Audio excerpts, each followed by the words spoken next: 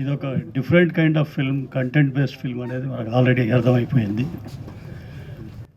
సునీల్ గారు నాకు ఈ సినిమా గురించి చెప్పినప్పుడు, నా క్యారెక్టర్ గురించి చెప్పినప్పుడు చాలా ఎక్సైట్ అయ్యాను నేను. ఎందుకంటే ఇది రెగ్యులర్ ఫార్మేట్లో వచ్చే సినిమాలకి చాలా భిన్నమైన సినిమా, చాలా భిన్నమైన క్యారెక్టర్. అంటే దీంట్లో చాలా లేయర్స్ ఉన్న క్యారెక్టర్, అంటే shades, different kind of shades ఉన్నాయి దీంట్లో. అంటే ట్రాన్స్జెండర్ ఉండే ప్రతి ఫ్యామిలీలో ఒక రియాలిటీ ఏదైతే ఉంటుందో అది ఈ క్యారెక్టర్లో కనిపిస్తుంది.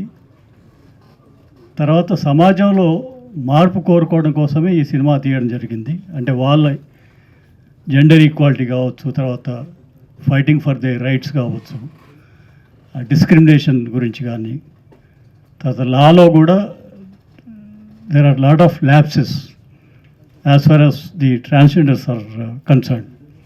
సో దాని గురించి టోటల్గా వాళ్ళ లైఫ్ గురించి తీసిన సినిమా ఇది. దీంట్లో ఫాదర్ అనే వరకు, అంటే నేను చాలా సినిమాలు ఫాదర్ క్యారెక్టర్స్ చేస్తున్నాను, కానీ సబ్జెక్టే డిఫరెంట్ కాబట్టి క్యారెక్టర్ కూడా డిఫరెంట్గా ఉంటుంది. బిగినింగ్లో అంటే ఇది ఒక జాడ్యం అని చెప్పాలి సొసైటీలో. ఏంటంటే ఎటువంటి చైల్డ్ అయినా యాక్సెప్ట్ చేస్తారు, కానీ ఒక ట్రాన్స్జెండర్ అనే చైల్డ్ని యాక్సెప్ట్ చేయడం చాలా కష్టంగా ఉంది సమాజంలో. ఎందుకంటే ఈ సొసైటీలో ఉండే ఈ ప్రాబ్లమ్స్ వల్ల, అంటే వాళ్ళు ఈ సోషల్ స్టిగ్మా వల్ల భయపడి పేరెంట్స్ వాళ్ళని తరిమేయడం జరుగుతుంది. సో నా క్యారెక్టర్ కూడా అలాగే ఉంటుంది. కానీ సునీల్ గారు ఏం చేశారంటే అసలు ఏం కావాలి, ఎటువంటి మార్పు రావాలి సమాజంలో, ఎటువంటి రైట్స్ వీళ్ళకి కావాలి, ఎటువంటి ఈక్వాలిటీ కావాలి, ఒక గౌరవం అనేది ఎట్లా కావాలి వాళ్ళకి అనే దాన్ని ఉద్దేశించి సినిమా తీశారు. కాబట్టి నా క్యారెక్టర్ ద్వారానే ఫైనల్గా ఒక మెసేజ్ అనేది ఇప్పించారు సినిమాలో. అదేంటంటే అసలు మార్పు అనేది ఇంట్లో మొదలవ్వాలి. Parents have to accept their child. అది జరిగిన రోజు సొసైటీలో కూడా మార్పు అనేది వస్తుంది. అంటే పేరెంట్స్ యాక్సెప్ట్ చేయనప్పుడు సొసైటీ ఎందుకు యాక్సెప్ట్ చేస్తుంది? కాబట్టి మార్పు అక్కడ స్టార్ట్ కావాలి.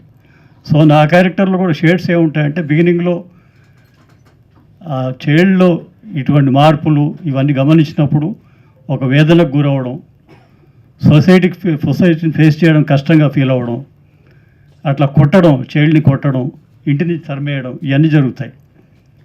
దీని తర్వాత ఫైనల్గా ఏంటంటే ఆ అమ్మాయి వెళ్ళి, అంటే అమ్మాయికి ట్రాన్స్ఫార్మ్ అయ్యి వాళ్ళ కమ్యూనిటీకి వాళ్ళ రైట్స్ కోసం ఫైట్ చేయడం, ఇదంతా చూసి పశ్చాత్తాపడతాడు ఫాదర్.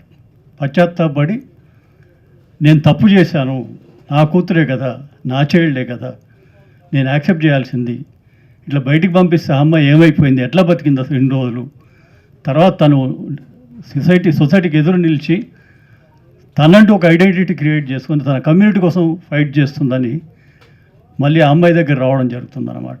సో ఫైనల్గా ఇచ్చే మెసేజ్ ఏంటంటే అసలు మార్పు అనేది ఇంట్లో స్టార్ట్ అవ్వాలి. Parents should accept this kind of children. అప్పుడు సొసైటీ కూడా యాక్సెప్ట్ చేస్తుంది అనేది నా character. So I been very lucky to get this role. Sunil గారికి thank you so much sir for choosing me for this character.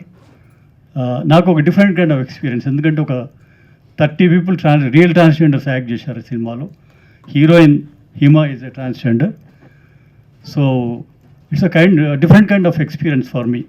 యాక్టర్గా అందరూ చాలా చేస్తుంటాం, కానీ ఇది మాత్రం ఒక వండర్ఫుల్ ఎక్స్పీరియన్స్ అని చెప్తాను నేను. ప్లస్ వాళ్ళ పట్ల నాకు ఒక అభిప్రాయం అనేది లేకుండా ఉండేది. అంటే అందరిలాగానే సొసైటీలో అందరం చూస్తుంటాం, వాళ్ళని మర్చిపోతాం తప్ప ఒక ఇన్డెప్త్గా అసలు ఏంటి, వాళ్ళ లైఫ్ ఏంటి, ఎట్లా వాళ్ళు డే టు డే లైఫ్ ఎట్లా లీడ్ చేస్తారు, ఎన్ని కష్టాలు ఉంటాయి వాళ్ళకి, ఎంత డిస్క్రిమినేషన్ గురవుతారు, ఎంత చీదరింపులు, ఇవన్నీ తట్టుకొని వాళ్ళకి పైగా ఇన్కమ్ సోర్స్ అనేది ఉండదు. They have to beg to earn meal. So అటువంటి కండిషన్లో వాళ్ళని సపోర్ట్ చేసుకుంటూ నిలబడము, ఎటువంటి ఫెసిలిటీ ఉండదు వాళ్ళకి, అయినా కూడా ఎదురొడ్డి నిలబడి వాళ్ళ గుర్తింపు కోసం ఫైట్ చేయడం అనేది గొప్ప విషయం ఉంది. ఈ సినిమా అంతా కూడా దాని గురించే. Thank you so much. అందరికీ నమస్కారం. ప్రత్యేకంగా మీడియా మిత్రులందరికీ కూడా మీరందరు రావడం ఒక చెప్పుకోవడానికి మామూలుగా సినిమా అనాలి, కానీ ఒక చిన్న సినిమా అని చెప్పడానికి కూడా బాధగా ఉంది. ఒక చిన్న సినిమా కోసం మీరందరు రావడం అనేది చాలా హ్యాపీగా ఉంది. Thank you so much. Me encouragement ఇలాంటి సినిమాకి చాలా అవసరం. మదర్, ఒక మదర్ క్యారెక్టర్ అని చెప్పారు. ముందు హీరోకి మదర్ అన్నారు, సగం సినిమా అయ్యాక హీరోయిన్కి మదర్ అన్నారు. అంటే నార్మల్గా ఒక మదర్ క్యారెక్టర్ చేయడం వేరు, బట్ ట్రాన్స్జెండర్కి మదర్ అంటే పర్ఫార్మెన్స్ అదే ఉండొచ్చు, బట్ ఫీలింగ్స్ మాత్రం డెఫినెట్గా చాలా స్ట్రాంగ్గా ఉంటుంది. అసలు నేను ఆ క్యారెక్టర్ చేసేటప్పుడు నేను నిజంగానే ఒక పేరెంట్, ఒరిజినల్ పేరెంట్స్ ఎవరైతే ఉంటారో వాళ్ళు ఎలా ఫేస్ చేస్తారు ఇది అనేసి నిజంగానే బాధపడ్డా నేను. అండ్ ఇవాళ నేను ఒక రియల్ మదర్ మనతో ఉండడం అనేది కూడా ఒక అంటే ఆవిడతో కూడా మాట్లాడుతుంటే ఒక ధైర్యం, ఎస్ ఇలా సపోర్ట్ చేసే మదర్ కావాలి. మదర్ ఎప్పుడు సపోర్ట్ చేస్తారు, ఫ్యామిలీ సపోర్ట్ కావాలి.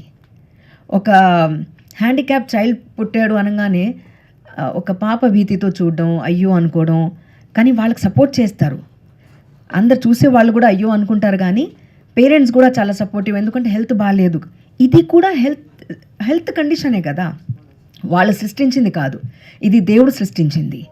సో దాన్ని ఎందుకు మనం యాక్సెప్ట్ చేసుకోలేకపోతున్నాము జనాల్లో? చిన్నప్పటి నుంచి నాకు గుర్తుంది, చప్పట్లో కొట్టి వస్తున్నారు అనగానే అదేదో సరదాగా ఒక ఎంటర్టైన్మెంట్ లాగా చూసేవాళ్ళం మేము చాలా చిన్నగా ఉన్నప్పుడు. తర్వాత వాళ్ళకి ఇది ఒక ప్రాబ్లం వాళ్ళు ఫేస్ చేస్తోంది అనేది. వాళ్ళకి జాబ్స్ ఉండవు, ఎడ్యుకేషన్ ఎక్కడికి వెళ్ళినా కూడా డిస్క్రిమినేషన్ జరుగుతూ ఉంటుంది వాళ్ళకు. సో ఇవన్నీ ఆలోచిస్తే ఫస్ట్ యాక్సెప్ట్ చేయాల్సింది నిజంగా పేరెంట్స్.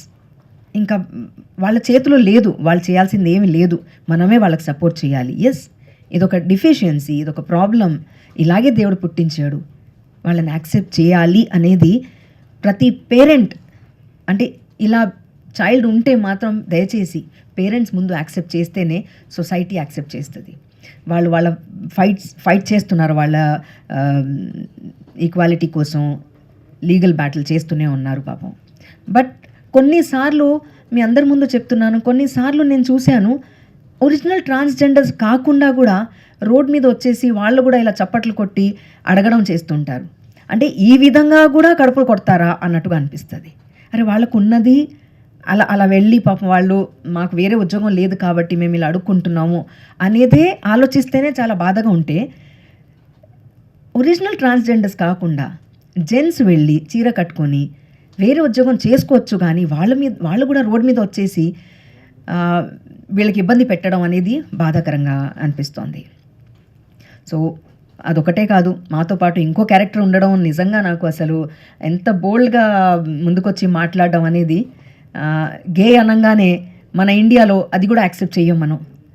నేను బయట కంట్రీస్కి వెళ్ళినప్పుడు అక్కడ చాలా సింపుల్గా వాళ్ళు ఎవరిని డిస్టర్బ్ చేయరు, వాళ్ళ బాడీ లాంగ్వేజ్తో అర్థమైపోతుంది. బట్ సొసైటీ బాగా యాక్సెప్ట్ చేసింది వాళ్ళని కూడా. ఇటు ట్రాన్స్జెండర్ అయినా గే అయినా కూడా వాళ్ళని సొసైటీ యాక్సెప్ట్ చేశారు. మన ఇండియాలోనే ఇది జరుగుతోంది. సో దానికోసమే ఈ ఫైట్ అంతా ఒక కోర్టులో జరిగిన డ్రామా, వీళ్ళతో రియల్ లైఫ్లో జరుగుతున్న టెన్షన్స్ అన్నీ తీసుకొచ్చేసి ఒక మంచి సబ్జెక్ట్ని, ఒక మంచి రియాలిటీ వీళ్ళు ఎలా ఫేస్ చేస్తున్నారు, చాలామందికి తెలియని విషయం ఇది. సో ఇంత బ్యూటిఫుల్ సబ్జెక్ట్ని, అంటే ఎప్పుడు ఒక డిఫరెంట్ సబ్జెక్ట్ తీసుకొస్తారు సునీల్ గారు. సో అలాగే ఈ సబ్జెక్ట్ తీసుకురావడం, అలాగే నా కో ఆర్టిస్ట్ అందరు కూడా వీళ్ళందరితో నేను వర్క్ చేయడం చాలా హ్యాపీగా ఉంది నాకు. నా కొడుకు కూడా వచ్చాడు ఇవాళ, నా కూతురు కూడా వచ్చింది ఇవాళ. సో ఇద్దరు ఉన్నారు. నేను చాలా I really feel blessed to be a part of this movie. నిజంగా చాలా హ్యాపీగా అనిపిస్తుంది, గర్వంగా అనిపిస్తుంది.